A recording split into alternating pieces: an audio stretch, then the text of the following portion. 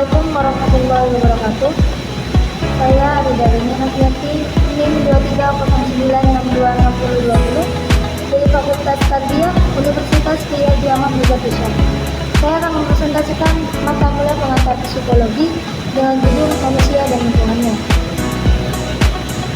Nah, sekarang di sini ada manusia dan lingkungannya. Manusia adalah makhluk hidup yang diciptakan Tuhan dengan segala fungsi dan potensinya yang tunduk kepada aturan hukum alam, mengalami kelahiran, pertumbuhan, perkembangan, dan mati, dan seterusnya, serta terkait berinteraksi dengan alam dan lingkungannya dalam sebuah hubungan timbal balik, baik itu positif atau negatif.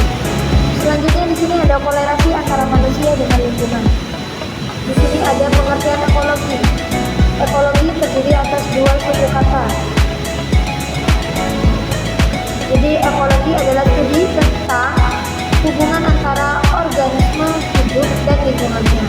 Kata ekologi di sini berasal dari bahasa Yunani, yaitu oikos dan juga logos. Oikos maksudnya di sini adalah rumah tangga, sedangkan logos maksudnya di sini adalah ilmu atau studi.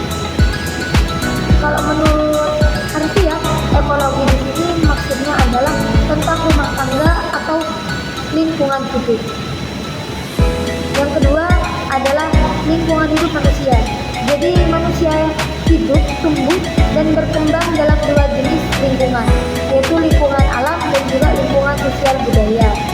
Lingkungan alam di sini meliputi semua faktor fisik dan biologis di antara manusia, seperti kayak udara, air, tanah, tumbuhan, dan juga hewan. Nah, selanjutnya lingkungan sosial budaya, yaitu meliputi nilai-nilai atau norma, adat istiadat, dan interaksi sosial yang mempengaruhi kehidupan kita. Dan juga manusia di sini berinteraksi dengan lingkungan alamnya dalam sebuah ekosistem. Maksudnya ekosistem di sini adalah suatu unit atau suatu fungsional yang terdiri dari makhluk hidup atau biotik dan lingkungannya yang saling berinteraksi dan mempengaruhi satu sama lain. Selanjutnya di sini adalah pengaruh manusia pada alam lingkungan hidupnya. Jadi perubahan cara hidup manusia itu ada beberapa.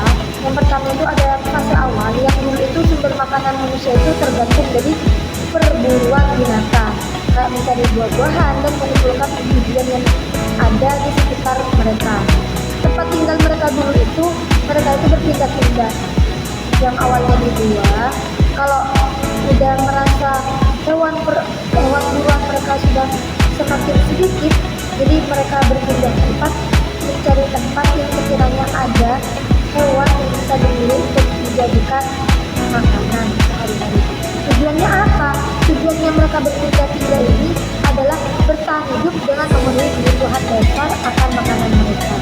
Jadi keterbatasan mereka itu adalah ketergantungan pada sumber daya alam yang terbatas dan rentan terhadap perubahan lingkungan. Yang kedua adalah transisi, yaitu awal pertanian. Jadi penyebab perubahannya di sini adalah bertambahnya jumlah populasi manusia yang membuat manusia itu hidup dengan memadai atau tidak lagi mencukupi untuk memenuhi kebutuhan makanan mereka. Jadi manusia itu mulai mengenal bercocok tanam dan membuka hutan untuk membuat ladang dan menanam tanaman. Dampaknya itu mereka itu bisa memproduksi makanan yang lebih stabil dan berkelanjutan, dan juga mengarahkan mereka pada perubahan pola tempat tinggal dan merupakan langkah awal menuju peradaban yang lebih kompleks. Jadi transisi ini penting dalam sejarah manusia dari kehidupan nomaden yang bergantung pada sumber daya alam yang ada. Jadi manusia itu menuju kehidupan yang lebih menetap dengan kemampuan untuk memproduksi makanan sendiri melalui pertanian. Jadi perubahan ini didorong oleh kebutuhan untuk memenuhi kebutuhan hidup yang semakin meningkat seiring dengan pertumbuhan populasi. Jadi selanjutnya permasalahan yang timbul. Yang pertama di sini adalah masalah erosi dan banjir. Erosi di sini maksudnya adalah gejala alamiah atau sering disebut dengan erosi geologi. Jadi kayak terjadi perlahan akibatnya air. Jadi kayak perlahan akibat aliran air, terutama di sungai yang mengikis dasar dan lingkungan, kayak banjir. Nah, banjir di sini sering terjadi akibat dari erosi di sini, erosi parah serta perubahan penggunaan lahan.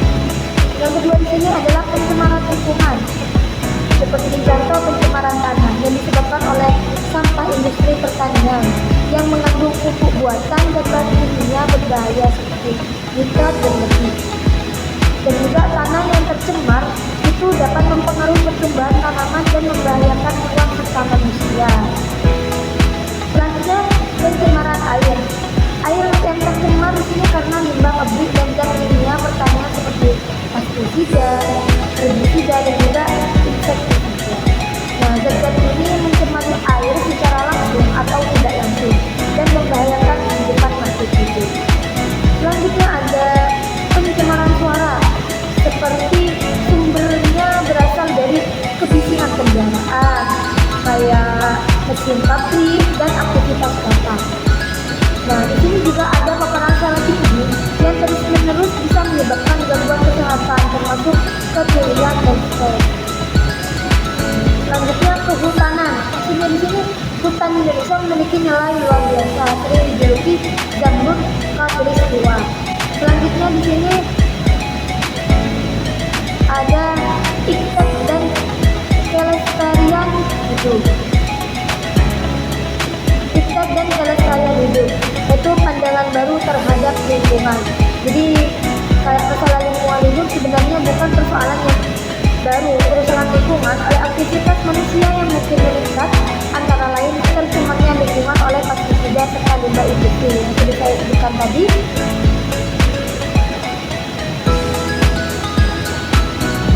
Jadi kayak kemajuan iktek di sini memang membawa banyak manfaat dalam industri dan pertanian.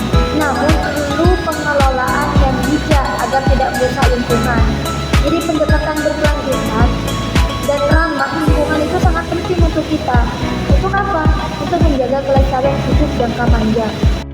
Ini adalah hubungan manusia dengan alam semesta.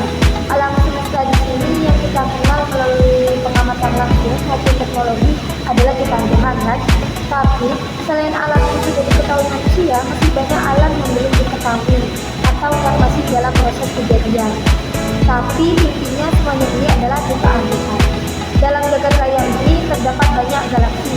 Salah satunya adalah galaksi Bima Sakti atau Milky Way. Nah, di dalam galaksi Bima Sakti ini terdapat matahari yang dikelilingi oleh planet-planet termasuk bumi sebagai tempat tinggal kita semua. Nah, selanjutnya di sini adalah paham tentang hubungan manusia dan lingkungan. Nah, di sini ada 5 paham. Yang pertama adalah paham kosmogoni, maksudnya adalah berkaitan dengan usul-usul dan struktur alam semesta secara filosofi. Yang kedua, paham determinisme, yaitu menganggap bahwa manusia dan makhluk hidup lainnya dipengaruhi dan ditentukan oleh lingkungan secara langsung. Yang ketiga, paham yang menyatakan makhluk hidup berkembang seiring waktu, yaitu mengikuti perubahan alami. Yang keempat, paham posibilisme, yaitu menyatakan bahwa manusia bukan hanya dipengaruhi lingkungan, tapi juga menentukan perubahan melalui kreativitas dan teknologi. Yang kelima, paham optimisme teknologi, yaitu berpandangan bahwa teknologi di sini dapat membantu manusia dengan menghadapi dan mengatasi tantangan lingkungan. Jadi manusia di sini adalah sebagian dari ciptaan Tuhan.